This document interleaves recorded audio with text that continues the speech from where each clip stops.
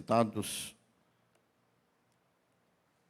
Quero fazer de tudo para otimizar bem esse precioso tempo de estar com os queridos irmãos na noite de hoje.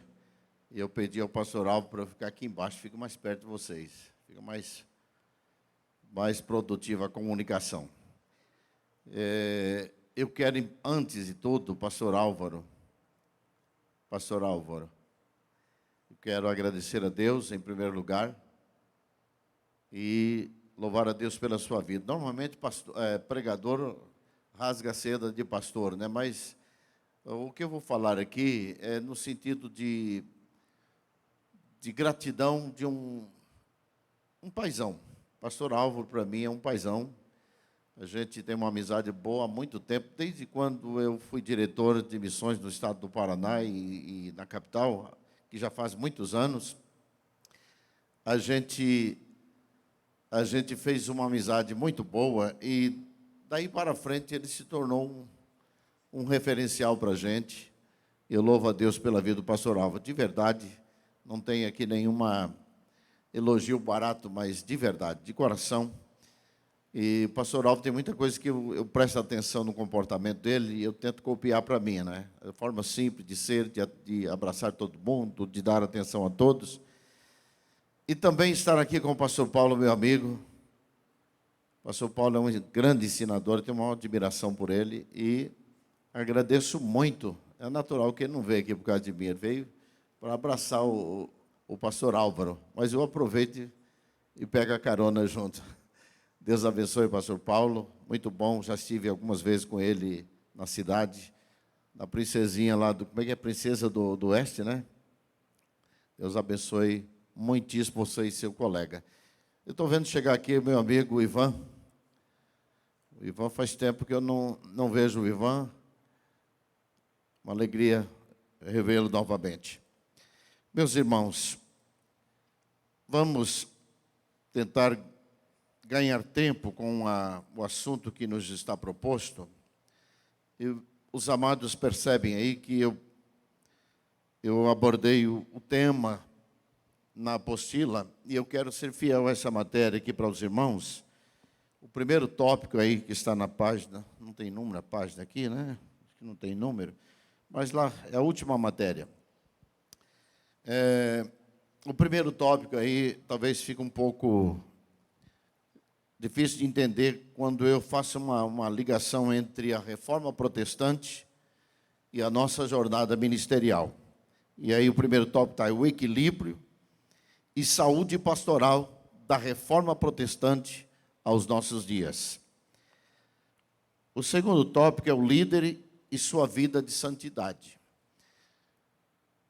Eu, sinceramente, venho bastante preocupado com a nossa condução ministerial de alguns anos para cá. E eu louvei a Deus por ver esse tema aqui. O terceiro aí está a saúde pastoral, a saúde do pastor e de sua família. E o quarto, eu abordei sobre a visão pastoral. Nós, ao pastorearmos, nós precisamos estarmos atentos. E eu pus aqui alguns assuntos bastante complexos e que a gente não vê falar sobre eles, mas como na minha lida pastoral eu já lidei com esses problemas, eu acho que numa escola bíblica seria de bom tom a gente falar um pouquinho sobre isso. Os perigos, né? Aquilo que o pastor, o líder, quando eu digo pastor, aqui não estou abordando só o pastor que dirige a igreja, mas aqueles que são braços pastorais, aqueles que estão ajudando a conduzir o trabalho. Os pastores não são sozinhos na seara. Eles têm os seus braços no trabalho pastoral. E aqui a gente aborda alguns pontos, os perigos da psicopatia no meio da igreja, problemas de abusos sexuais. Irmãos, é assustador. A gente dá muita palestra nessa área de família, e eu tenho uma filha que ela é neurocientista, e às vezes ela compartilha comigo algumas matérias em eventos. É uma coisa assim assustadora a quantidade de irmãs da igreja que, quando abordam esses assuntos, elas começam a chorar nos bancos. Pasme vocês, esposas de pastores que sofreram abusos na infância, na adolescência e até mesmo na juventude, mas nunca conseguiram se libertar desses traumas. E eu abordei um pouquinho aqui, no sentido, não de esgotar o assunto aqui, mas de dar aos dirigentes, aos pastores, aos obreiros, às esposas, uma visibilidade maior desses problemas dentro do ambiente. Então, não são poucos os casos que nós vamos encontrar por aí. E o último assunto, acredito que não consigo chegar lá, é sobre o serviço do líder no contexto da adoração. E aí, eu abordei aí sobre o líder e a liturgia do ambiente do culto. O grande serviço que nós prestamos. Os pastores prestam muitos serviços à obra de Deus, muitos. Mas um deles é essencial e nós convivemos com eles todas as semanas. E há casos que nós convivemos com esse trabalho todos os dias. No caso de vocês aqui, como vocês estão numa semana de festa, vocês estão convivendo com esse trabalho. É o trabalho da liturgia. Eu sempre uso dizer que uma igreja morre pela sua liturgia. Dependendo do trabalho litúrgico que é realizado nessa igreja, ela pode morrer. Mas, pastor, a igreja, ela vive pelo precioso sangue de Cristo, pela obra vicária de Jesus, a mecânica da salvação que funciona entre nós. Pois é, mas na liturgia nós veiculamos todos esses elementos. E caso eu não consiga chegar lá, a gente pode ter uma outra oportunidade de falar só sobre isso. O trabalho de adoração que os ministros prestam no santuário. Então vamos lá, fazendo essa breve exposição dos tópicos, eu quero começar então a andar aqui na matéria. E eu vou ler 3 textos com vocês, e também esses textos, para mim, depois de explicado isso aqui, vai ser bem sugestivo, mas antes talvez você não entenda bem. Está no livro de Reis, 1 Reis 19:4, diz assim: E ele se foi ao deserto, caminho de um dia, e veio e se assentou debaixo de um zimbro, de uma árvore, e pediu em seu ânimo a morte, e disse, de uma forma bem enfática, a forma que ele usou aqui, até o verbo que ele usa aqui, bem enfático: já basta, Senhor.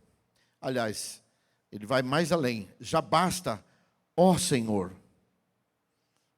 Usa uma espécie de um vocativo aqui, diz: já basta, ó Senhor. Toma agora a minha vida, pois não sou melhor do que os meus pais. E deitou-se e dormiu debaixo de um zimbro. E eis que então um anjo, na primeira parte, o anjo aparece com um artigo indefinido, né? Um anjo o tocou e lhe disse: levanta-te e come. E ele olhou, e eis que à cabeceira estava um pão cozido sobre as brasas e uma botija de água. E comeu e bebeu e tornou a deitar. Nessa viagem aqui, de quem que ele estava fugindo mesmo? O cabra queria morrer mesmo, porque ele comeu e dormiu de novo. Isso mostra o grau de problemas que estava esse profeta no seu exercício, no profetismo que ele vinha exercendo. E ele olhou, e eis que viu à sua cabeceira, estava um pão cozido sobre as brasas e uma botija de água. E comeu, e bebeu, e tornou a deitar-se. Versículo 7. E o anjo, aqui agora o anjo aparece definido, né? E o anjo do Senhor tornou segunda vez e o tocou e disse: levanta-te e come, porque muito comprido será a sua caminhada. É natural que na minha fala que vou ter com os irmãos aqui, eu vou falar mais sobre essas dificuldades nossas, as nossas mazelas pastorais, as nossas mazelas ministeriais. Eu não vou entrar aqui na nossa prática cotidiana que nós sempre abordamos, no sentido de fazer notório aquilo que nós exercemos na casa de Deus, mas vamos falar sobre as dificuldades que nós enfrentamos no ministério. Agora, veja lá, vamos ver aqui a fala do salmista. Aqui o salmista, um homem de Deus, que a Bíblia diz segundo o coração de Deus, dentro da função de rei, esses reis tinham muita importância no crescimento da nação em relação a temer a Deus. Quando um rei ia mal, a nação ia mal. Então ele fazia um trabalho pastoral também, junto com os sacerdotes e profetas. Agora esse cabra aqui está mal das pernas. Aí ele diz assim: pois já as minhas iniquidades ultrapassam a minha cabeça, como carga pesada são demais para as minhas forças. As minhas chagas cheiram mal e estão corruptas, por causa da minha loucura.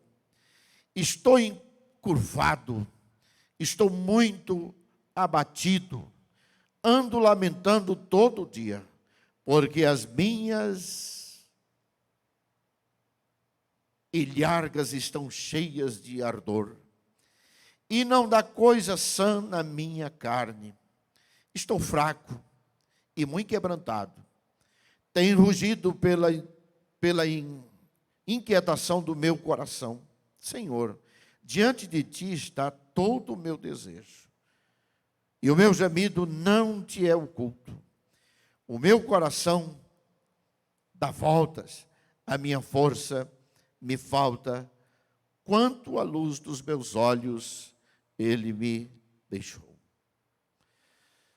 Aqui nós já encontramos um líder, e vale lembrar que foi um dos grandes exemplos da Bíblia que nós usamos, que está numa crise terrível, e aqui por causa do seu pecado. E não é por acaso que eu estou lendo esse texto e tentando fazer uma analogia junto com os senhores, porque nós somos homens, somos humanos e somos factíveis ao erro. E quando isso acontece, o melhor caminho é fazer o que Davi fez para se libertar da agonia que ele estava vivendo. E por último, vou deixar o texto, esses 3 versículos, nós iremos trabalhar ao longo da matéria. 1 Timóteo, capítulo 4, 16, Paulo está dizendo ao rapaz, ao jovem Timóteo: tenha cuidado de ti mesmo e da doutrina.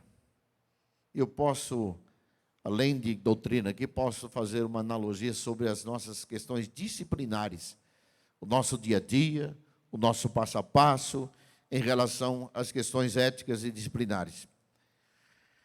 Tenha cuidado de ti mesmo e da doutrina, persevera nestas coisas, porque fazendo isto te salvará, tanto a ti mesmo, como aos que te ouvem. Bem, amados, fazendo isso, eu vou pedir ao moço do Data Show ali, para projetar para nós. Eu tenho ali o assunto que vou falar aqui, eles estão linkados. Pode voltar, meu filho, lá no começo, você já está lá na frente. Estão linkados a 2 matérias que escrevi sobre os caminhos e descaminhos na história da liturgia cristã, que é um livro da editora AD Santos. Pode seguir. Próximo. Esse aqui, o último tópico aí sobre o nosso trabalho litúrgico na igreja, e outros pontos vai estar no livro seguinte, que é sobre o marxismo cultural. Marxismo cultural, os desafios da igreja e família frente ao socialismo comunista. E eu quero andar com os irmãos, aí, no número 12 aí, meu jovem, está lá atrás, então não está à minha vista, mas ele está acompanhando. E começo aqui, o equilíbrio e a saúde pastoral. Vamos lá. O frenesi, os desgastes e o trabalho que nós passamos no trabalho pastoral, Ele é bem antigo. Quando a gente volta na Reforma Protestante, a gente vai ver que os pastores reformadores tiveram que lutar não só com a revanche da Igreja Católica, mas teve que lutar com a cultura de medo que existia. O período medieval era um período muito agressivo. E aqueles que se propuseram a iniciar um novo trabalho, sem falar os que vinham já enfrentando a pré-reforma, que vinham enfrentando os pecados da Igreja Católica, esses homens sofriam opressões terríveis. Se você estudar a história dos osvaldenses, que é uma linha de crente puritano que se alojaram nos vales e montanhas da Itália, na região de Pradaltona, no povoado de Roura, aquelas regiões onde estabeleceram ali os crentes puritanos das chamadas linhas osvaldenses. Essa gente morreu, vários tipos de martírio eles sofreram. E era uma opressão, porque a igreja e o sistema medieval, eles pregavam um espírito de medo. Então, não só enfrentar a reforma protestante, enfrentar o clero, mas tinham que enfrentar também a cultura de medo. Algumas culturas nocivas que nós temos hoje, e mais para frente a gente vai falar sobre elas, sempre Satanás estabelece algumas culturas ruins, que torna, hoje, por exemplo, nós pastores estamos debaixo de um perigo, as redes sociais. Nós precisamos ter muito cuidado, porque senão nós nos tornamos lixo social. Eu estou dizendo pastores, irmãos. Satanás está de olho na pastorada nas redes sociais. E os que não estão se cuidando estão pagando um preço altíssimo. Eu estou vendo aí líderes brilhantes, homens santos de Deus, homens que são verdadeiros príncipes do Senhor, estão sofrendo chafurdado na lama da internet. Então, por exemplo, esse é um dos medos que ronda a nossa atualidade. Mas se eu voltar na Reforma Protestante, eu vou encontrar vários elementos que tornava a vida pastoral uma agonia. Eu quero falar um pouquinho sobre esse assunto com vocês, porque não é diferente. Eu vou aproveitar que o pastor Paulo está aqui, vou usar os préstimos dele. Tivesse um outro microfone aí para nos ajudar, e vou pedir para ele ler a tela para mim. Com isso, a gente ganha tempo, e eu quero respeitar os irmãos que produziram uma apostila. Eu gostaria que vocês, nem que seja um pouco corrido aqui, mas a gente falar sobre isso. Então, nós vamos ler aqui as duas telas rapidinho aqui. Número 13 aí, meu jovem. Número 13 ali, já é a próxima tela. E está resumido, é o mesmo assunto que está aqui na apostila, só que eu resumi ali para poder passar para os irmãos. Estou aqui. Cadê você? Está na minha frente aqui, vamos lá. Leia essa tela aí. Contudo, tanta pressão, preocupação e dedicação em um objetivo pode causar grande estresse e, consequentemente, desaguar em problemas de ordem física, emocional e psicológica sem precedentes. Muitos homens e mulheres de Deus tiveram seus momentos de dores expostos, mostrando por meio das palavras do Senhor que somos suscetíveis a doenças, sejam no âmbito físico ou emocional. O próprio salmista e outros homens da Bíblia trouxeram em vários momentos situações em que se sentiam incrédulos, tristes e deprimidos. Existem pastores que adotaram para si a síndrome do Messias. Ele quer resolver todos os problemas. E ele mal dá conta de entender que existem problemas que não adianta eu morrer por eles. Eu preciso colocar nos pés do altar e confiar em Deus, orar por esse problema, confiar em Deus que um dia o Senhor entre com providência. Senão eu vou entrar na síndrome do Messias, tentar ser o Messias da igreja e tentar resolver tudo. Quando eu falo aqui sobre o equilíbrio e a saúde pastoral, desde a Reforma Protestante até os nossos dias, porque hoje, irmãos, nós estamos tendo necessidade de algumas reformas. Não sei como Deus faria isso, e se ainda dará tempo para isso, se a igreja perdurar por alguns anos ainda na terra. Existem algumas áreas que nós precisamos de ver uma reforma. Você quer ver onde nós estamos entrando por um caminho terrível? E eu venho observando isso por prego em convenções, escolas bíblicas no Brasil, e a gente tem essa oportunidade de observar. Momentos nós, na nossa denominação, não usamos a palavra sacramento. Sacramento é uma palavra mais de origem católica e para nós é ordenanças. Existem algumas ordenanças que estão no nosso bojo ministerial, que nós fazemos todos os trabalhos, todos os eventos, em especial ordenanças ministeriais, estão tomando rumos terríveis. Uma delas, a ordenança do ministério. Uma coisa que eu não sou tão velho assim. Eu sou dos cinquentões. Daqui a pouco eu vou ter que falar que sou dos sessentões, né? Mas eu sou dos cinquentões. 50 e poucos anos, quase 60. E eu volto algumas décadas atrás, e poucas, talvez uma década e meia, 2 décadas, a gente vê um perfil diferente. Hoje é algo que é tão sagrado, o momento da ordenação de pastor está sendo banalizado. E muita brincadeira nas ordenações. E eu fico pensando, Deus, levanta um homem que tem voz a nível nacional para corrigir esse desvio que estamos vivendo. Estão assustados de eu falar isso, irmãos? É uma coisa muito estranha. Estão preocupados com a honra do cargo e não estão mais preocupados com a chamada. Isso os irmãos vão perceber no desenvolver da nossa matéria. Então, de forma rápida aí, eu quero deixar então essa primeira parte aí. Nós lemos a lâmina 12, agora vamos a 14. Contudo, pode soltar. 14. Acho que não deu lá. Volta lá, meu irmão, acho que um pouquinho antes. Você está lá na frente, você já... Tenta seguir nosso roteiro aí.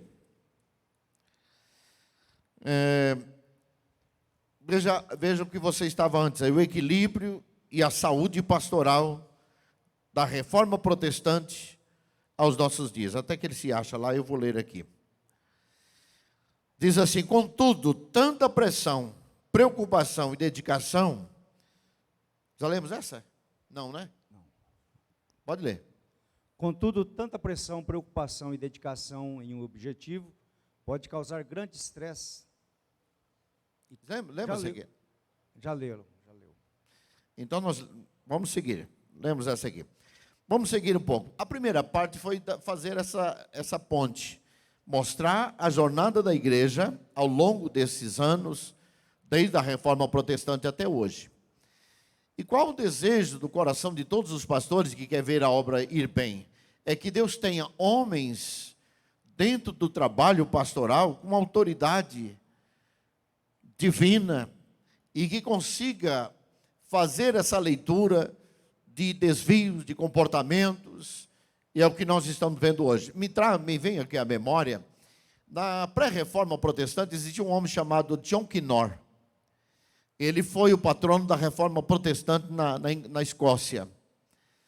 A história daquele homem serve para a gente tomar como base, para buscar de Deus isto. Quando o John Kinnour foi convidado para assumir o processo de reforma protestante na Escócia, ele rejeitou, não queria. Mas ele pensou muito sobre a Escócia. E dado um tempo, dias depois, ele aceitou a proposta. E ele se tornou líder da reforma protestante. Mas John Kinnour era um homem de tanto respeito, que chamavam John Kinnour de homem sisudo. Mas ele tinha uma autoridade divina sobre ele, que até os reis tinham medo de John Kinnour. E quando ele começou a reforma e desenvolveu a reforma, conseguiu banir a missa na Escócia, se desvencilhar de Roma. O John Kinnour teve que sair da Escócia. E ele ficou um tempo fora. Enquanto ele ficou fora da Escócia, a rainha Mary assumiu o comando da Escócia. E quando ela assumiu o comando, o reinado da Escócia, ela voltou a rezar uma missa no palácio. E quando o John Kinnour soube disso, John Kinnour voltou. Mas ele era tão respeitado, e as pessoas tinham tanto respeito por John Knorr, que quando ele chegou no cais, quando o navio atracou, a notícia que correu no cais que John Knorr tinha chegado, diz que era como ondas de choques, que correu pelo país afora. E quando ele chegou, ele já chegou reprovando o comportamento da rainha Mary. E quando ele reprova, ela chama ele para a sua sala de reino, e John Knorr vai. E aquela mulher trêmula diante de John Knorr, encara John Knorr. E ele firmemente, como homem de Deus, um profeta do Senhor, alguém que veio para fazer a diferença e pôr ordem na casa, ele começou a orientar aquela mulher que fazer uma missa na Escócia era pior do que enfrentar um exército de 10 mil soldados, e que a missa era pagã, e que não devia fazer isso no país. E aí ela levantou a cabeça com o rosto rubro e disse para John Knorr: a minha consciência não acusa, Senhor. Ele olhou para ela firme e disse: consciência, majestade, precisa de conhecimento. E conhecimento eu temo que a senhora não os tem. Portanto, a senhora deve zelar pelo povo da Escócia, assim como Débora zelou pelo povo de Israel. E ao levantar da cadeira para ir embora, ele disse: eu vou orar pela senhora, para que a senhora zele pelos habitantes, os moradores da Escócia, pelo povo da Escócia.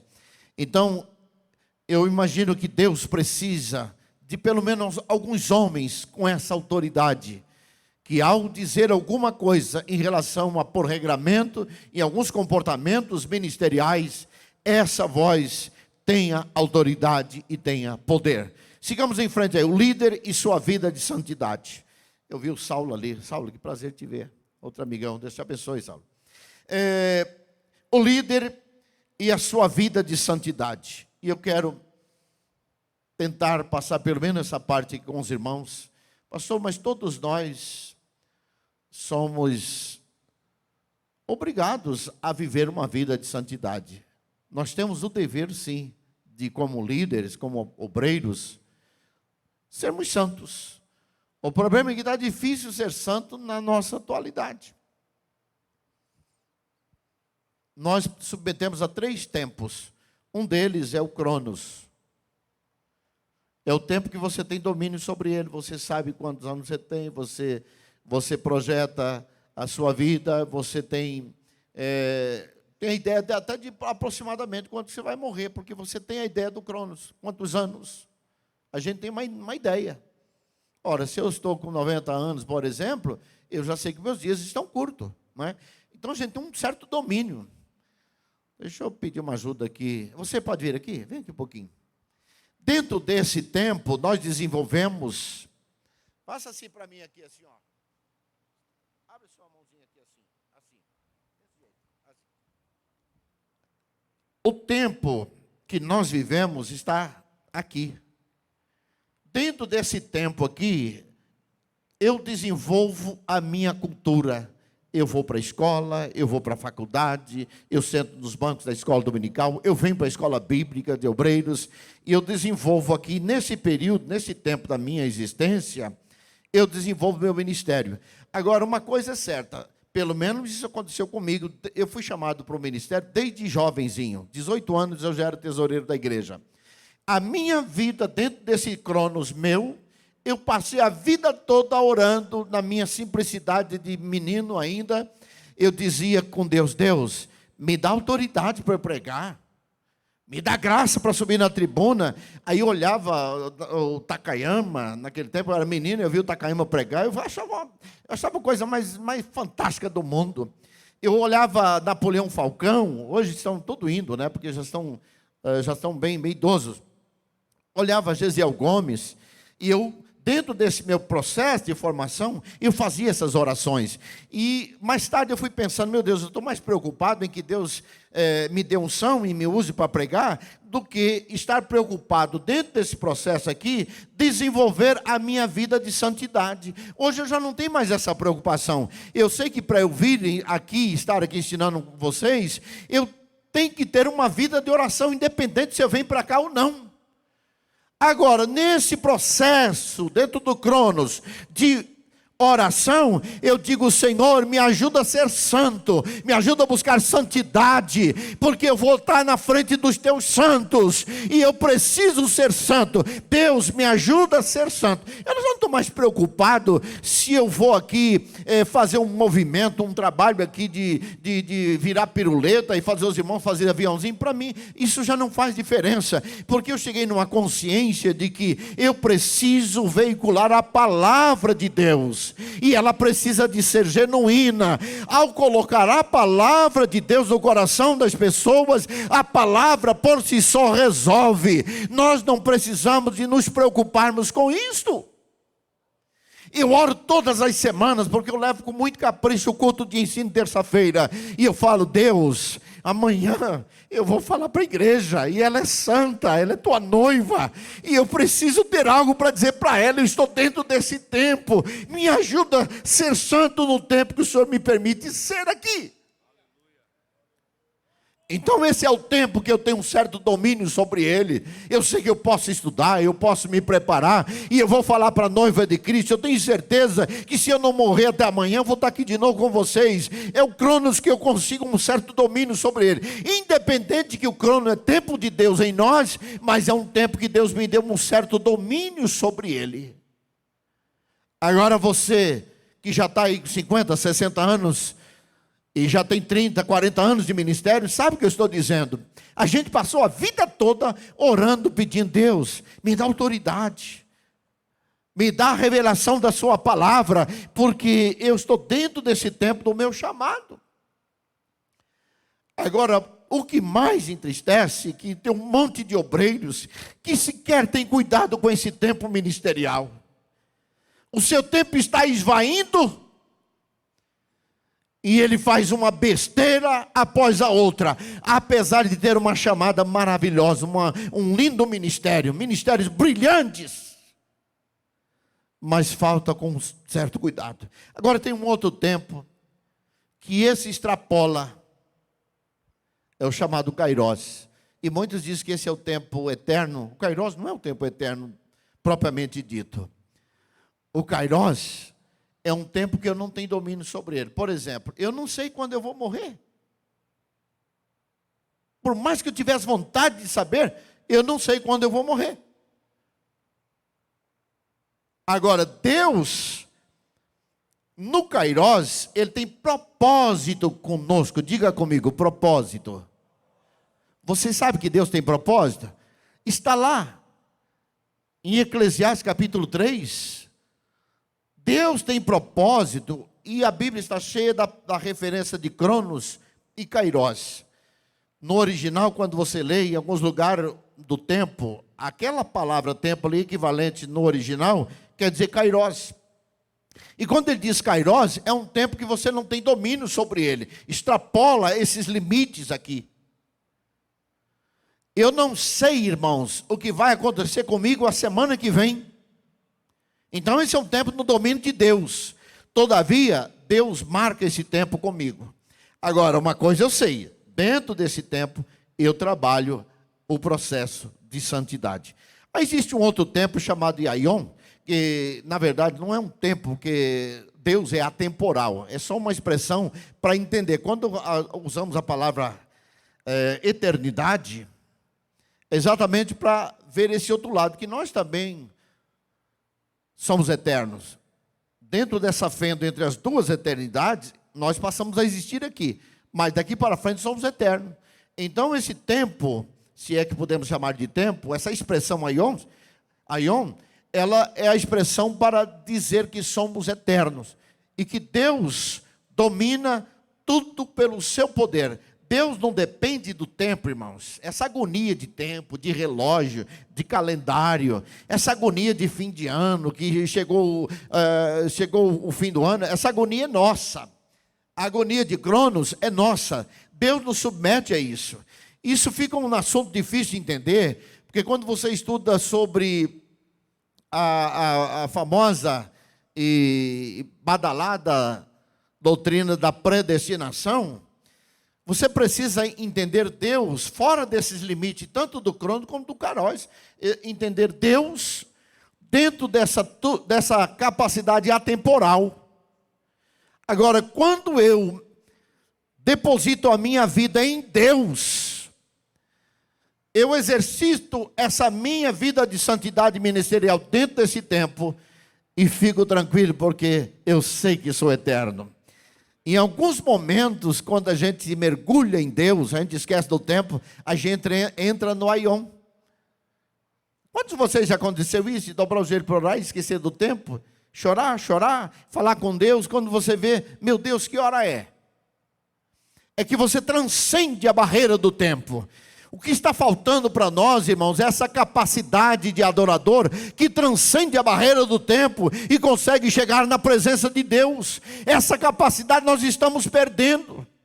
Homens, exemplos do passado, que não foram difíceis para eles transcender a barreira do tempo, do calendário e entrar nessa. Paulo diz que nós já estamos assentados nas regiões celestiais, nós fazemos parte de aion, ou seja, desse tempo, dessa forma de entender a eternidade de Deus. E nós precisamos estar mais no mundo espiritual para transcender as barreiras e chegar diante de Deus sem preocupação com as coisas desse mundo. Quantos entenderam essa fala, irmão? Diga amém. Irmão, muito obrigado. Você deve ter ficado com o braço doendo aqui. Vamos seguir então aqui na sequência. Dentro do contexto de santidade. Vamos para a tela aí. A tela seguinte diz aí, santificação. Pode ler, pastor Paulo. Santificação. A santidade é o fundamento de um líder cristão. Ele precisa ser sensível ao pecado que outros possivelmente consideram aceitável. Olha aí, essa é uma frase de Russell Shedd, no livro O Líder que Deus Usa. Começa a pensar sobre isso. Quando nós começamos a relativizar demais o pecado e esquecer de algo parecido com isso, a santidade é o fundamento de um líder cristão. Pare para pensar, irmão. Se eu estou liderando, e eu preciso dar exemplo de santidade, eu preciso ter como estilo de vida essa preocupação. Pastor, minha vida de santidade, então, é cuidar dos costumes, cuidar das usos e costumes. Não é disso que eu estou falando. É de ter uma vida próxima de Deus. Você não precisa dizer para ninguém que você é a favor ou contra aquilo, ou coisa parecida. Mas quando você tem uma vida próxima de Deus, ou uma vida íntima com Deus, naturalmente vai estar estampado na sua testa: eu sou santo.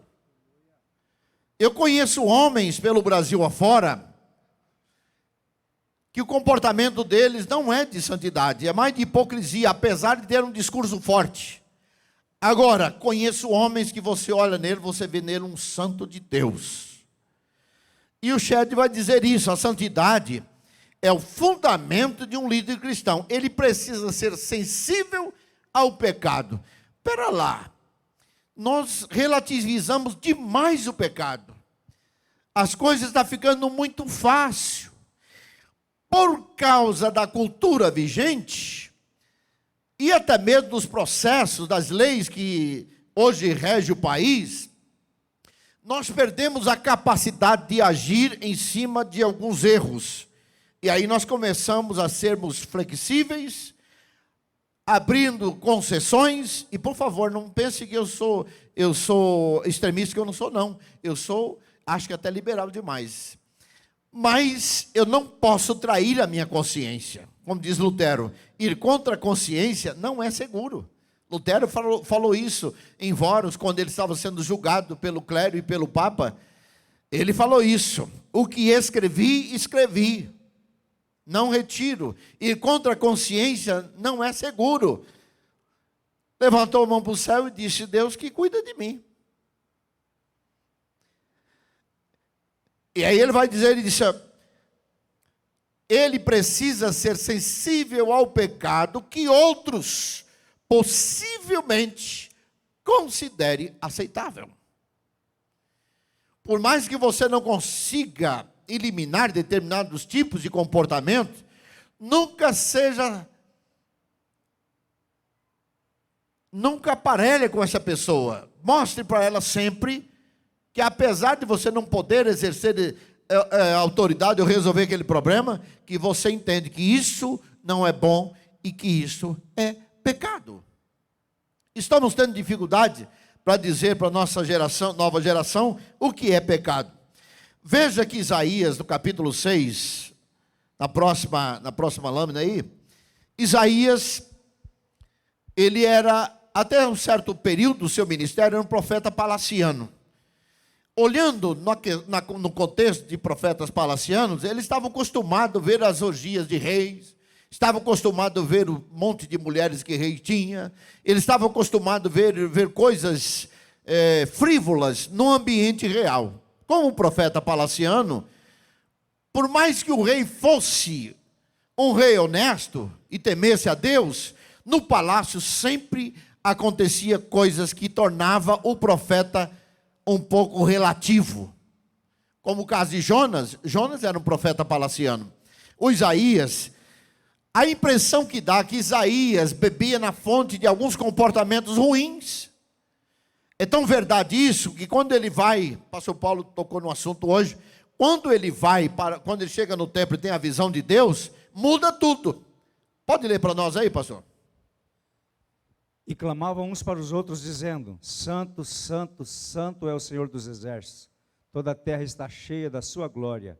Então disse eu: ai de mim, pois estou perdido, porque sou um homem de lábios impuros e habito no meio de um povo de impuros lábios. Quando ele escuta o eco de santo, ele começa a cair em si. Então ele passa a entender que, como profeta, tem que cuidar para virar um pouco para vocês, não só falo para lá e esqueço para cá. Eles esquecem, o profeta até então começa a pensar: eu sou um profeta, eu sou um homem de Deus, e o que eu estou vivendo como palaciano não está legal. E foi aí que o Isaías cai em si. A lâmina seguinte vai dizer o seguinte: Isaías tornou-se sensível quando viu o nível de santidade de Deus. Lembra que quando eu disse do John Knorr? A gente só consegue ser sensível e ver a necessidade de ser santo quando você se aproxima de Deus. Enquanto você levar uma vida relativa, você não tem a noção de santidade. Agora, quando você se aproxima de Deus, dialogicamente, em oração, em vida íntima com Deus, você começa a acender a luz, começa a ver: eu preciso ser santo. É um absurdo o que acontece pelo Brasil afora, de muitos que, apesar de pregar nas tribunas, quando sai das tribunas, os hotéis, se pudesse falar, nos deixaríamos horrorizados. Eu tive algumas decepções viajando, e eu me lembro que um pastor de uma grande igreja me chamou e disse: pastor, você conhece fulano e beltrano? Conheço, famoso. Pois é, eu os trouxe aqui. E eles aprontaram nas dependências dos quartos da igreja. E aí fez assim: sabe aquela fulana lá, tive que excluir. Lá aquela beltrana, está desligada. O quê, pastor? Eu fiquei tão triste. Pastores que confiam, que fazem um convite honroso, e as pessoas que exercem o ministério, que já não levam mais a sério, por não ter essa proximidade de Deus, eles não têm noção e necessidade de santidade. Aí, pessoal, irmãos, estão entendendo? Diga comigo: necessidade necessidade de ser santo. Mas como eu consigo perceber isso? Somente me aproximando de Deus. Se eu não me aproximar de Deus, eu não vou conseguir entender isso. E aí, o Isaías, ele tornou-se sensível quando viu o nível de santidade de Deus. E a sua linguagem pura sofreu mudança quando o Senhor se revelou no templo.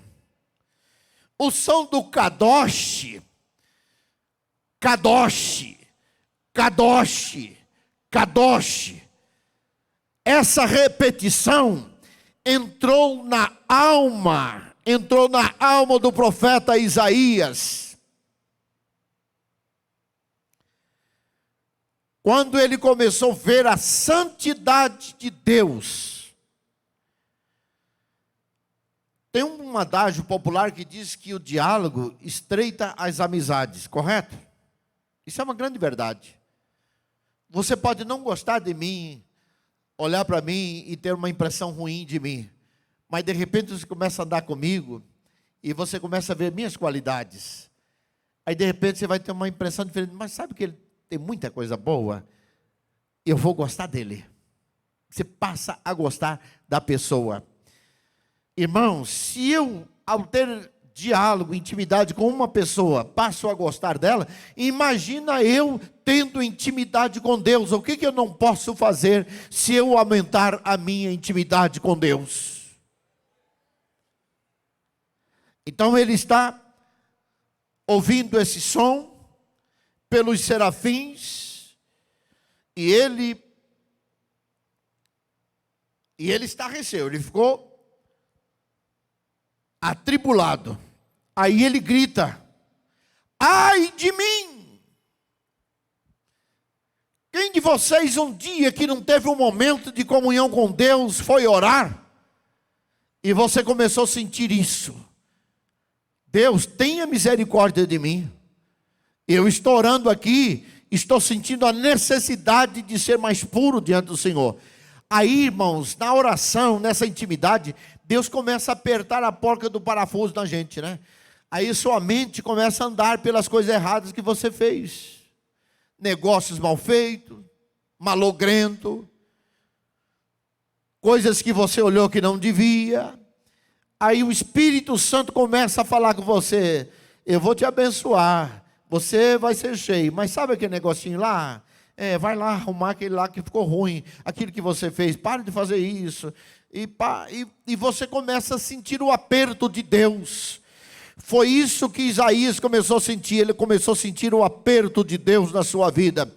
Um sentimento de culpa tomou conta dele no ambiente santo que encheu o templo. Irmãos, que Deus nos ajude a ter sentimento de culpa. Vamos andar rapidinho aí, pode passar.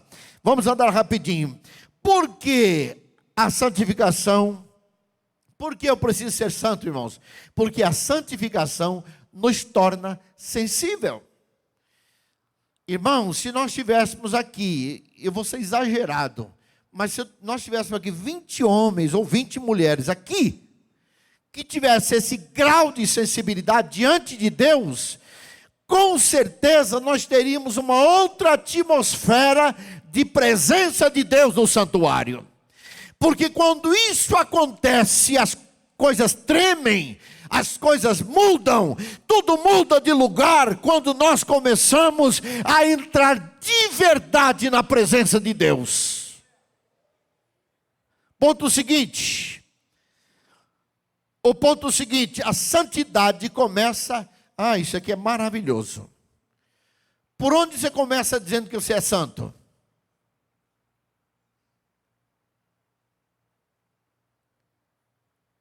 Se existe um ser que tem acesso ao meu espírito, se chama Espírito Santo, se chama Deus, se chama Jesus.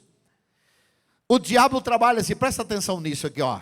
É um esboço de mensagem para você. O diabo trabalha assim, ó. Opressão, depressão e possessão. O diabo não tem acesso direto ao teu espírito. Uma pessoa para chegar a ser possesso é uma batalha muito longa, porque o espírito que está em nós não deseja pecar. Faça esse teste com você. Teu corpo deseja pecar, tua alma deseja pecar, mas o espírito não. E quando você peca, você se entristece. Por que você se entristece? Porque é um espírito dentro de você. E eu não estou falando de espírito com E maiúsculo aqui. Agora eu estou falando do espírito humano. É natural que nós somos ativados pelo espírito com E maiúsculo, o espírito de Deus que está em nós. Mas eu estou falando do espírito humano. Deus não nos fez para pecar. Quando pecamos, ficamos tristes.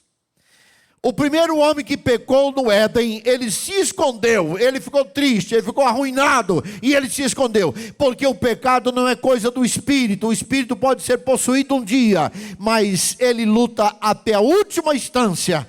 E aí a gente entende que a santidade começa no espírito. E do espírito vem para fora. É o contrário, que o diabo começa de opressão, depressão e possessão. Deus começa pelo espírito, atinge a alma e atinge o corpo. Deus trabalha de dentro para fora. Quando uma pessoa aceita Jesus, ele começa no processo de regeneração. Então, que interessante isso. E o texto vai dizer isso para nós. Que o próprio Deus de paz vos santifique integralmente.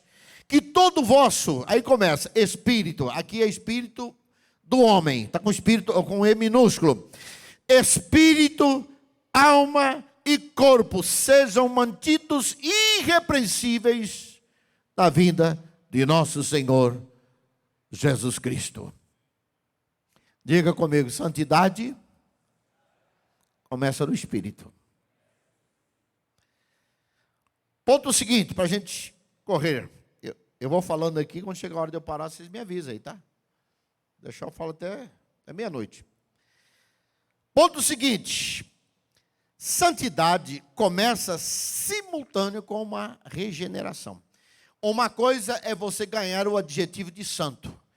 Quando eu aceitei Jesus, a partir desse momento, eu fui adjetivado. Eu sou santo, no sentido de ser salvo. Agora, você tem uma doutrina para desenvolver. Eu estava indo para lá, indo para o inferno. O itinerário me dizia que eu ia para o inferno. Aí um pregador do evangelho me interpelou. Eu estou sendo exemplo, mas eu não. Eu fui de berço, eu aprendi. Aliás, no ventre da minha mãe, a gente já estava no ambiente de vigílias. Mas vamos imaginar quem viveu no mundo. Estava indo para o inferno. O pregador interpelou e falou de Jesus. Ele acreditou e aceitou. Aí ele convergiu e tomou um caminho oposto. Quando ele começa a fazer isso, a semente da regeneração cai dentro dele. É aqui que começa a regeneração. A regeneração começa simultaneamente ao aceitar. E por incrível que pareça, a fé começa ali também. Agora, a fé é um negócio que é desenvolvido. Como a regeneração também é desenvolvido. O fato de eu aceitar Jesus e ser chamado de santo, ser adjetivado com esse adjetivo é uma coisa. Mas outra coisa é eu caminhar o caminho da santidade, da santificação. Fazer veredas direitas no caminho da santificação. E aí dentro desse processo começa a regeneração.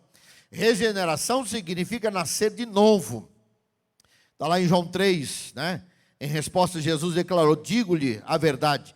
Ninguém pode ver o reino de Deus se não nascer de novo. Ponto seguinte aí. A igreja, ela é como um útero que gesta o novo nascituro. Aqui, irmãos, a gente peca demais, porque nós temos, a Assembleia de Deus tem um nome poderoso. Segundo o IBGE, até 2030, nós chegaríamos a uma casa de 35 milhões. Há quem diz que nós já estamos passando de 25 milhões de assembleanos. Então, você imagina o que é isso. Agora, ao mesmo tempo que nós ganhamos almas aos milhares, nós também perdemos, porque esse processo de gestação, está sofrendo um abalo.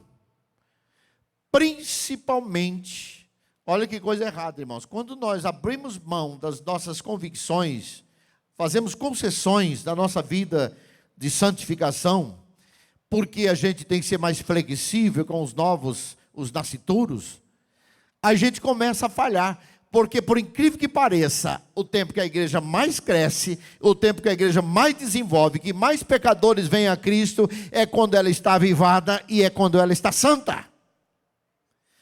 Quando a igreja se desprende da santidade, ela passa a ser um ente que não produz vida. O útero fica problemático, aborta demais. Por causa da ausência de santidade, nós estamos abortando gente. Abortando muitos novos bebês espirituais. E pior, irmãos, pior, quando o escândalo começa daqui, olha, quando o escândalo vem do púlpito, é uma devassa, é uma hecatombe quando isso acontece, porque nós somos geradores de vidas para o reino de Deus. Onde é gestado a sementinha do novo nascimento, que simultaneamente começa com a santificação. Gálatas vai dizer, meus filhos, Paulo vai dizer, meus filhos, diz lá em Gálatas, por quem de novo sofro as dores de parto, até ser Cristo formado em vós. Em outra tradução diz, gerado em vós. Pergunta para você se você sente essa dor de parto na igreja. Fala sério, Ivan. Vamos falar sério. Sentimos essa dor? Os crentes não estão nem aí com as sementinhas que estão sendo geradas, irmãos. E alguns deles, se puder, joga a porta para fora. Eu vi o testemunho de uma ex-prostituta que estava ouvindo o rádio e tinha um bordel. Ela ouviu o pregador pregando e ela aceitou Jesus no rádio e procurou a igreja. Foi para a igreja. Chegou lá, aceitou a Jesus, chamou o pastor e disse, o bordel quer que se transforme numa igreja. Aí o entrevistador ficou feliz, mas que coisa maravilhosa. Então não foi... foi difícil para você aceitar Jesus? Disse não, eu vi a mensagem do evangelho, entrou no meu coração, eu fui para a igreja e decidi. A pior barreira que eu tive que enfrentar foi conseguir ficar no meio dos crentes. Porque quando eu cheguei, eu vi a irmã falando, na próxima quinta-feira tem culto do ciclo de oração, e as irmãs venham, e ela sedenta foi para o ciclo de oração. Quando ela dobrou o joelho, tinha umas mulheres sentadas assim, ela dobrou o joelho para orar. Quando ela abriu o olho, não tinha ninguém perto dela, fugido dela, porque ela tinha um nome de prostituta. Então ela disse, a pior barreira não foi eu aceitar Jesus, a pior barreira foi eu conseguir me interagir com os crentes, porque eles me jogaram para fora. Ela pediu para a irmã do ciclo de oração, que gostaria de cantar no coral, a irmã não deixou, e ela foi contando a história dela.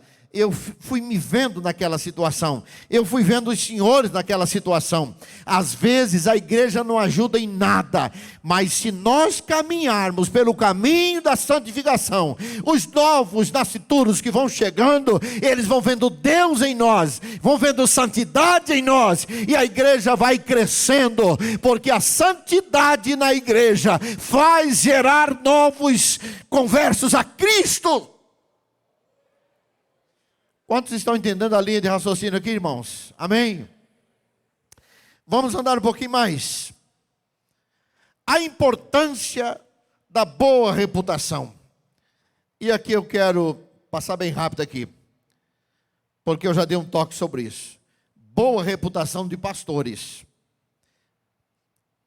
A irreverência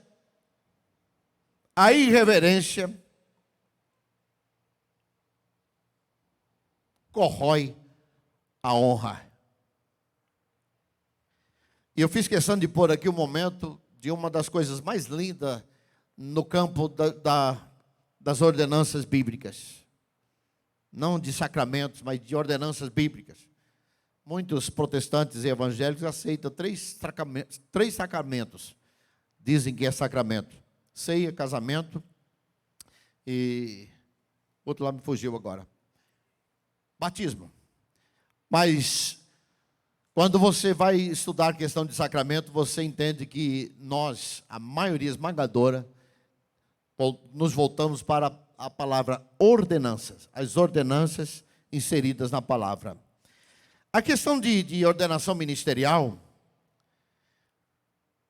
mais à frente nós vamos falar aqui sobre as doenças dos ministros, e a gente vai ver que muitos deles sendo entrevistados, apesar de estarem doentes, com algumas patologias, ou em consequência do ministério, ele diz: apesar de tudo isso, me sinto honrado ser pastor. E observa que a preocupação está ligada à honra e não ao chamado. Eu ouvi o pastor Álvaro contando isso para nós. Ele falou que fugiu de São Paulo, fugiu para um lugar pelo nome de Centralina, né? Fugindo de ser pastor. Ele fugiu para não ser pastor. E Deus pegou ele aqui e fez ele dirigir trabalho em Centralina. E ele não queria, ele fugindo do pastorado. Então, eu comecei a fazer a ligação no que eu tinha escrevido. Exatamente isso. As pessoas hoje estão correndo atrás do pastoreio, do pastorado, por causa da honra. E, desgraçadamente, alguns falam aqui. Até usa questões financeiras e diz assim: fulano de tal agora é presidente, você não padece mais. O que acontece é que nós criamos um ambiente de disputa pelo ministério. Irmãos, diante de Deus, não é isso, isso não é ministério. Ministério é chamada de Deus. Quando eu fui chamado para o ministério, eu fiquei atribulado, que eu queria ser rico. A minha ideia, eu falava para minha esposa: nós vamos ser ricos, 10 anos de casado, nós estamos bem, nós vamos ser ricos, eu queria ser rico. Aí eu orava, falava: Deus, eu estou disposto a dirigir igreja, mas eu quero ser rico, eu não quero ser integrado.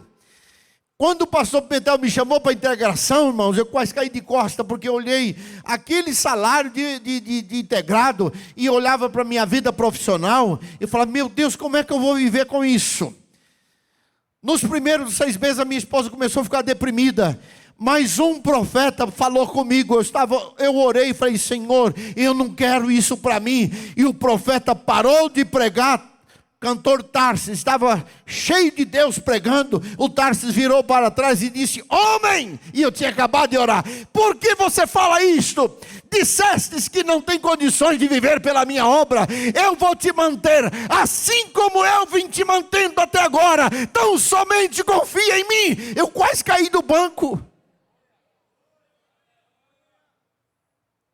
porque eu estava questionando o meu ganho, os meus funcionários, e eu esqueci quando o pastor Paulo disse, eu chorei quando ele disse: Deus tem pensamentos maiores para nós, Deus pensa mais longe para nós. Eu estava pensando uma coisa, e Deus estava pensando outra de mim.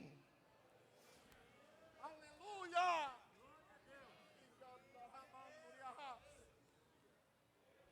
Deus queria que eu fosse pastor, e eu não queria ficar integrado. Eu queria ter liberdade para ir e vir, eu queria pagar do meu bolso, mas Deus disse: não, eu não preciso do seu mísero dinheiro, eu quero é você, eu tenho pensamentos maiores com você. Eu acompanhei as peripécias do pastor Paulo.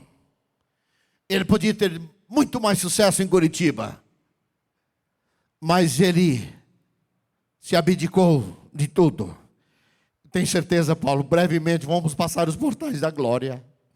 E ao passar os portais da glória, a gente vai olhar um para o outro e vai dizer: valeu a pena, valeu a pena.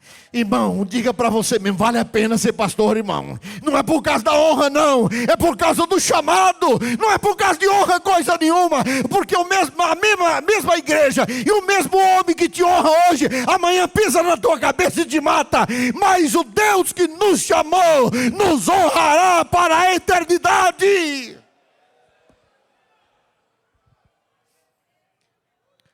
Eu sinto a presença de Deus aqui esta noite. Irmão, não deixa a sua chamada ministerial ao léu. Coloque ela todos os dias na sua oração. Diga: Senhor, eu não estou honrado por ser pastor, mas eu estou feliz por ser chamado por Ti.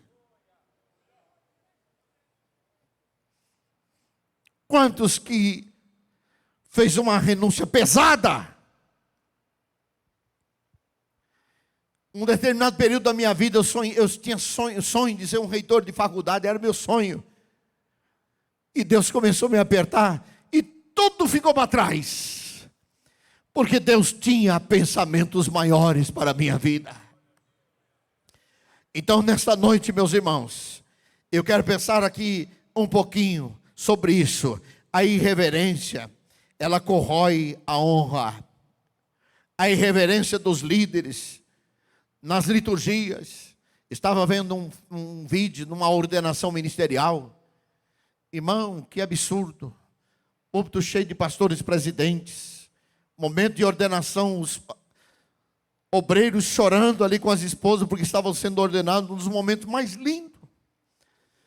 E um monte de pastores, irmãos, um celular em cima, uns mascando chiclete, dando risada e conversando. E eu falava: Jesus, tenha misericórdia, ajuda a levantar um profeta para pôr fim nisto. Os obreiros sendo ordenados num momento tão lindo, sendo consagrado, recebendo imposição de mãos, chorando, enquanto outros não estão nem aí. Irmãos, se nós estivermos no caminho da santidade, enquanto eles estão recebendo a ordenação, a gente vai estar aqui chorando, adorando a Deus e estendendo as mãos, dizendo: Senhor, abençoa o ministério dele, ajuda ele a ser saudável na seara, ajuda a esposa dele, Senhor, ajuda a igreja dele. Não, irmãos, estamos tirando foto por causa da honra. É honroso. E eu propus no meu coração: Senhor, eu vou parar com esse negócio. Eu não vou ficar mais tirando foto e filmando. Irmão, na hora do culto, o pregador está pregando e as pessoas vêm para frente aceitar Jesus. Outros são batizados com o Espírito Santo. E o pobre do pregador suando e gente em cima filmando tudo. Cai uma pessoa endemoniada, a pessoa está filmando, expondo a pessoa. Caminho de ética e de santidade é um dos elementos que nós... E eu sinceramente, me relutei muito para falar isso aqui. Porque eu sei que muita gente não gosta. Mas quando falamos de santidade, aí quando o pastor deu o tema, falando de santidade, eu vou pegar esse tema, essa parte de santidade. Porque as pessoas não gostam que mexe nos erros dele. Irmãos, que absurdo, as pessoas vindo para Jesus, aceitando Jesus, outros falando em línguas estranhas. Às vezes acontece de uma pessoa cair possessa e está ali alguém filmando e jogando na tela e o mundo inteiro vendo. Mas se nós tivermos vida de santidade, a gente põe regramento em tudo isso e as coisas começam a mudar de figura. Você quer ver uma outra coisa que sai do controle nas grandes igrejas? E eu deduzo isso, a falta de reverência e falta de santidade. Dia de batismo, preste atenção nas grandes catedrais. Irmãozinhos ali, novos convertidos, chorando, entra no tanque, sai falando em línguas estranhas, uma multidão de gente em cima, e como se fosse um momento de repórteres. Bem da verdade, aquele momento devia estar todo mundo orando a Deus e glorificando a Deus, falando com Deus e orando por esses novos conversos que estão descendo as águas. Então, não esqueçam disso, conforme eu me aproximo de Deus, eu vou sentindo necessidade de corrigir esses erros na minha vida e no meu ministério. E eu falo aqui para obreiros que têm um cajado na mão, que pode fazer. Irmão, o cajado está na sua mão. Começa a usar o cajado que Deus te deu. Achei até um cajado aqui. Usa o cajado que Deus te deu e começa a dizer: santidade na minha casa, santidade no meu ministério, santidade no rebanho que eu pastoreio, porque Deus me deu um cajado.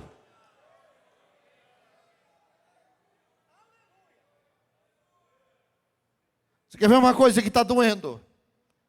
Isso pode doer em você, porque dói em mim. 20 anos atrás, 25 anos atrás, jamais você via alguém sentado nos bancos da igreja, enquanto meia dúzia está orando.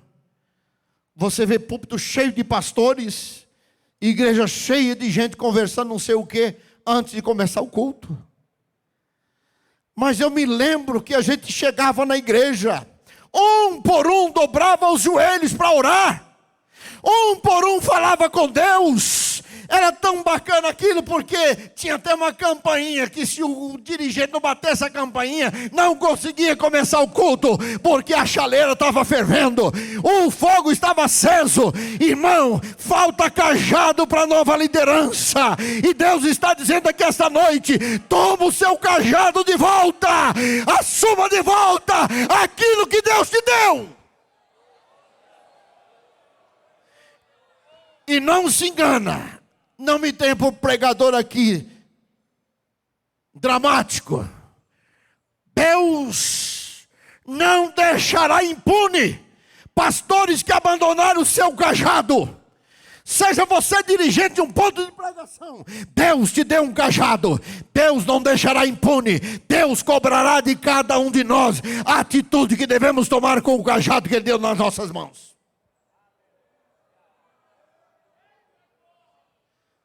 Aí você fica pensando: meu Deus, eu me sinto honrado por ser um presbítero, um diácono, um pastor, um evangelista.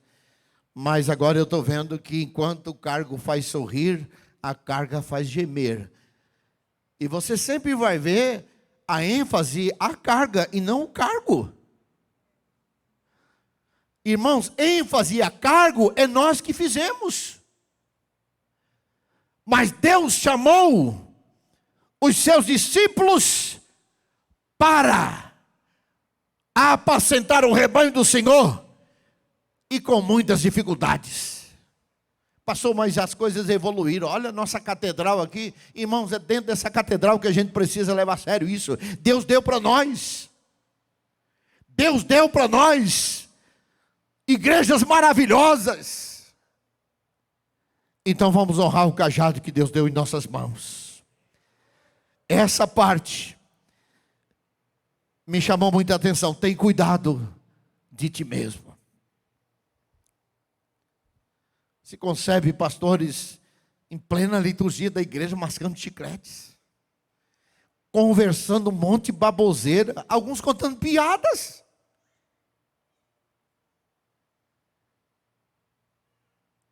Deus está de olho em nossos atos. Está lá em Apocalipse, que o Senhor aparece à destra do anjo da igreja.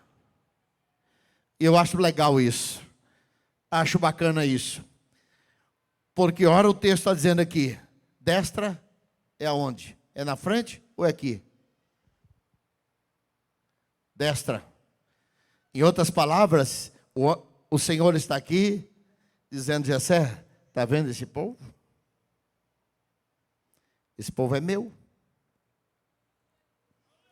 Eu estou aqui à sua destra de olho para ver o que você vai fazer com esse povo, porque eu comprei esse povo. Na outra parte, você vai ver que ele está no meio do castiçal.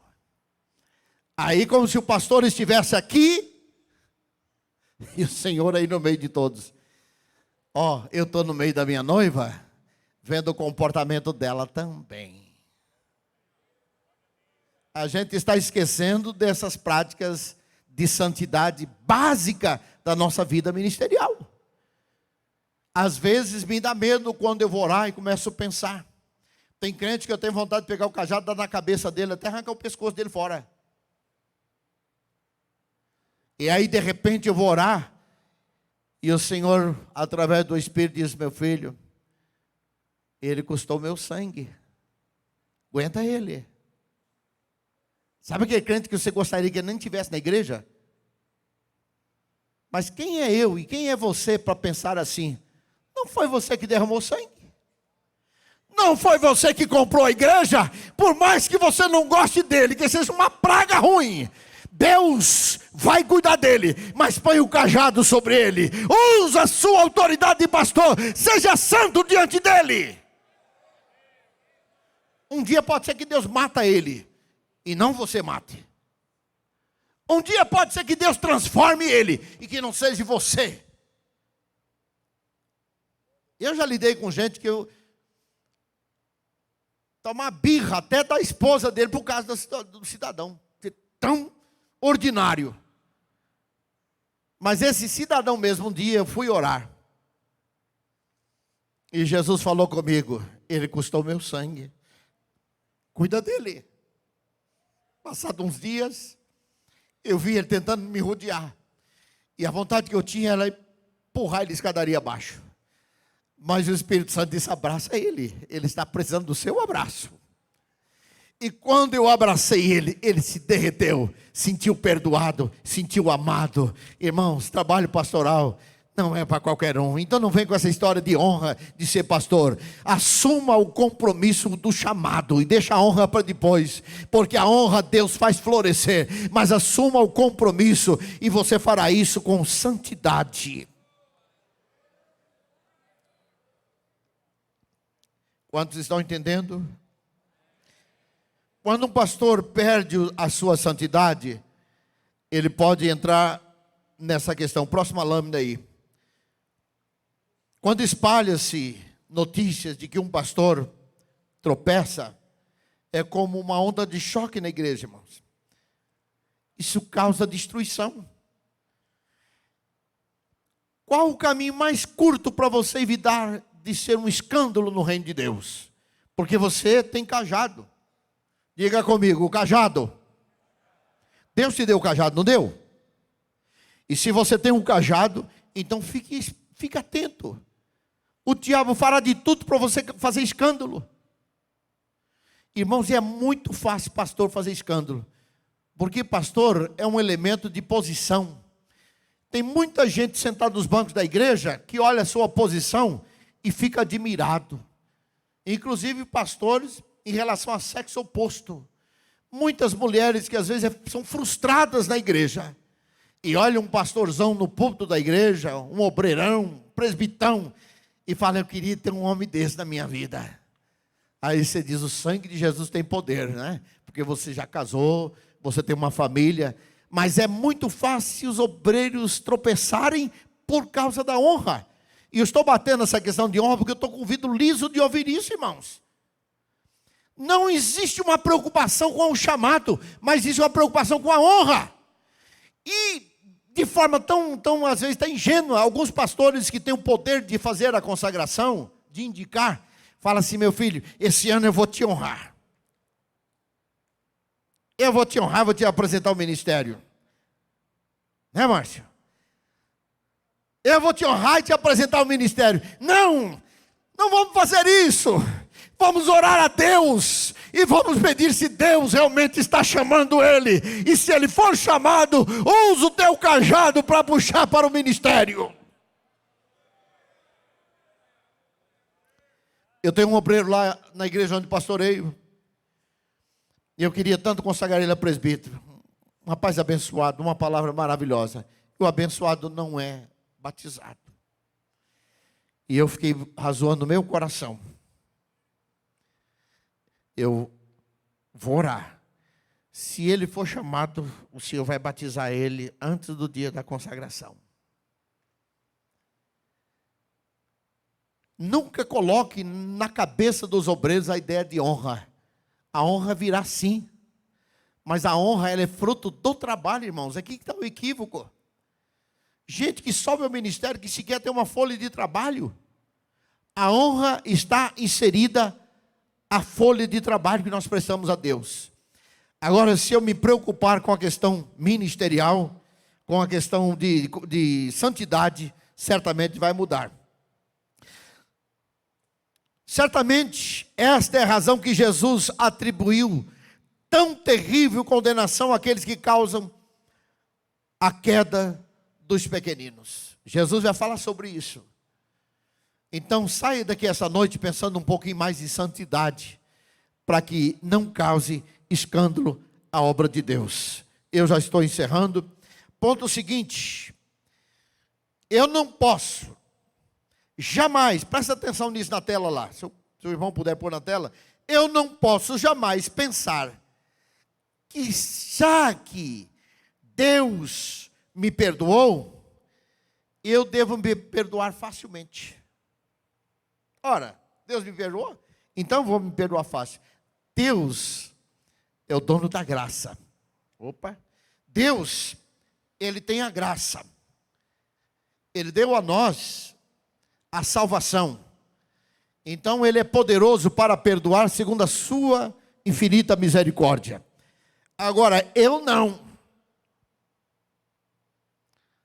Essa foi uma frase de Charles Simeon, na cidade de Cambridge, na Inglaterra. Ele diz assim: eu não posso jamais pensar que, já que Deus me perdoou, eu devo perdoar-me de forma fácil. Você deve sim se perdoar. Quem não se perdoa acaba caindo em depressão. Mas tenha cuidado. Não se perdoa de forma relativa, que você vai fazer o mesmo erro de novo, porque foi fácil. O pastor me perdoou fácil, então, se eu cair de novo, vai ser fácil de novo eu entrar nessa. Essa foi uma regra de vida ensinada por Charles Simeon. E ele ensinou isso na região de Cambridge, falando exatamente isso. Eu devo encerrar aqui.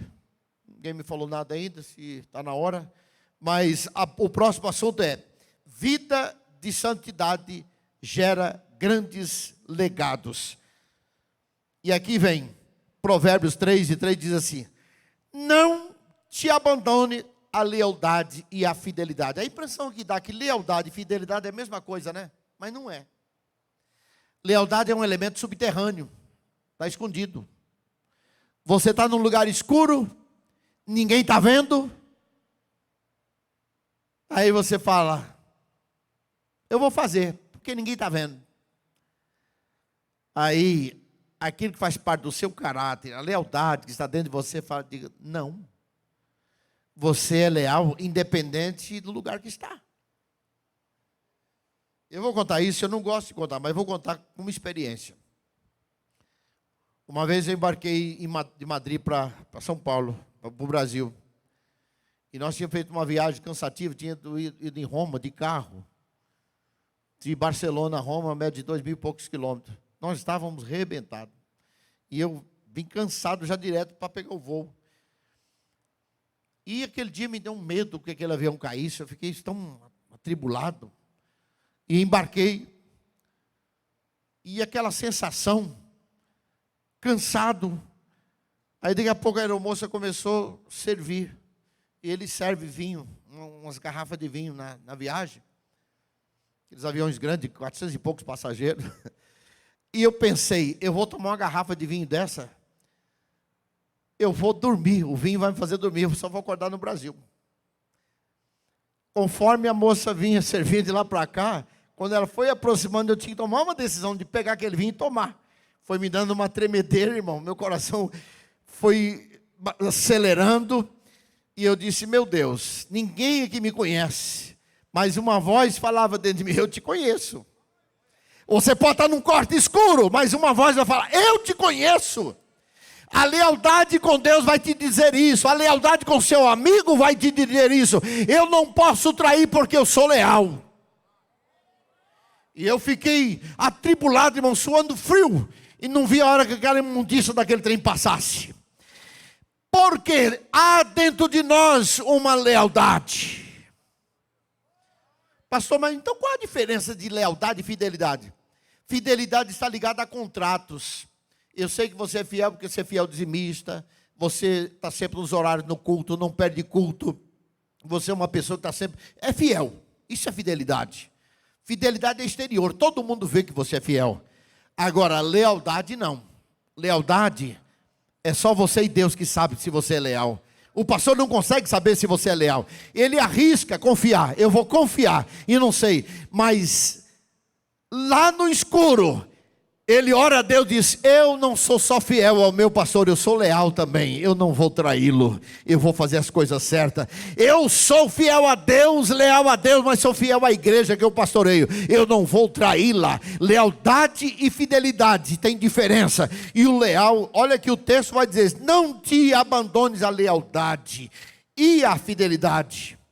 Ata-as ao teu pescoço, escreve-as na tábua do teu coração. Fidelidade, está pendurado no pescoço, todo mundo dá para saber que você é fiel. Lealdade tem que estar lá na tábua do coração, é lá dentro, ninguém sabe, mas você é. Ninguém fica esbilhotando quanto você ganha por mês, se você é dizimista fiel. Mas quando você vai dizimar, aí você fala: eu sou leal, eu vou dizimar conforme o meu salário. O infiel não, o que não é leal não, ele bate o cartão, ele assina o seu cartão de dízimo para dizer que é. Sabe aquele crente que quando o pastor não está na igreja, ele não vem na igreja, porque o pastor não está? Isso é um princípio de falta de lealdade. Porque eu vou à igreja, antes do meu pastor eu vou à igreja porque eu adoro a Deus. E tem gente que pergunta, tenta descobrir: o pastor vai estar esse domingo? Se não está, ele vaza. Irmão, a quem nós estamos servindo? E a santidade vai legar isso para nós. Outra coisa que ela vai legar aí: e acharás graças e bom entendimento aos olhos de Deus e dos homens. As pessoas vão ler que eu sou leal e sou fiel. Não é só Deus que faz essa leitura. Diz: na casa do sábio há comida e azeite armazenado, mas o tolo devora tudo. O que quero é a última parte do texto. Quem segue a justiça e a lealdade encontrará vida. Por isso que você vê um monte de crente capenga, irmão, miserável na vida cristã, uma vida arruinada. Parece que ele foi chamado para carregar fardo. Não sabe se ele foi chamado para servir a Jesus, para ser burro de carga, uma cangaia nas costas. Jesus te chamou para liberdade. Jesus te chamou para carregar o fardo dele, que é suave. Agora, por falta de justiça e de lealdade, ele não encontra vida em Cristo, não tem vida abundante. Aí o texto vai dizer: ele encontra vida, aí diz assim, é uma oração intercalada aqui, né, no texto, diz: justiça e honra. Quantos aqui querem ser honrados por Deus? Diga amém. Quantos aqui querem que a igreja honre você? Diga amém. Está com dúvida? Eu quero que a igreja me honre. Quantos aqui querem a honra de Deus e da igreja? Diga amém. Então a lição mais próxima para nós aí é: sejamos santos. Eu fico com esse assunto com os irmãos hoje, sobre santidade. Amanhã, se Deus permitir, falaremos sobre as doenças do ministério, as enfermidades. Aí vamos entrar um pouco no campo da psicologia, dentro do contexto eclesiástico, e veremos que nós temos um monte de coisa que precisamos desenvolver. Deus abençoe, meus irmãos, muito obrigado pelo momento. O pastor está assinando ali. Irmãos, eu tenho 2 livros aqui que eu trouxe, né? São vários, mas que eu trouxe são 2. Eu tenho esse aqui, olha, o último lançamento. Pastor Alves, o senhor tem esse livro, né? Marxismo Cultural, os desafios da igreja e família frente ao socialismo comunista contemporâneo. Eu tive desejo de escrever essa matéria porque eu comecei a ver o que estava acontecendo na igreja. Os socialistas da igreja causando algumas dificuldades. E eu escrevi esse livro pensando nos líderes, nos obreiros. O outro, que está ali na mão do pastor ali, eu estava com ele ali, é sobre liturgia, caminhos e descaminhos na história da liturgia cristã. Onde nós falhamos ao longo da história e pegamos um aspecto assim meio de Roma, faltando alguma coisa da igreja católica dentro das nossas liturgias. Deus abençoe, muito obrigado. Vamos estar em pé e vamos orar, irmãos. Põe a mão no teu coração assim. Diga para Jesus te ajudar a ser mais santo. Ore fazendo essa oração, de verdade. Eu citei um exemplo aqui. Quanto mais me aproximar de Deus, mais santo eu serei. Pai Celestial, há uma multidão de obreiros, de irmãos, que precisam serem santos. Meu Deus, tenha misericórdia dos teus filhos, tenha misericórdia de mim, tenha misericórdia de todos os pastores. Nos ajude a ser santo. Tua palavra diz ser de santo. Deus, coloca em nós um espírito de graça, que nós nos curvamos mais, que nos curvemos diante de Ti todos os dias, e vamos expurgando, meu Deus, todos os pecados que invadem nossas vidas. Todo o processo pecaminoso, Senhor, seja expurgado das nossas vidas. Senhor, abençoa os pastores, e que suas mãos sejam santas, seus pensamentos sejam santos, seus olhos sejam santos, e dê a eles palavras de santificação. Eu ministro sobre eles em nome de Jesus. Em nome de Jesus eu ministro a tua palavra sobre eles, Pai. Em nome de Jesus eu clamo os céus, a tua bênção sobre cada um dos teus filhos. É a nossa oração em o nome de Jesus. Amém. Amém. Assentai um pouquinho só, irmãos. Eu espero que os irmãos não saiam, já saiu algumas pessoas, mas no instantinho nós estaremos encerrando. Pastor Gessé, o Senhor continua te abençoando você, sua família e a igreja que está sob os seus cuidados. Amanhã tem mais.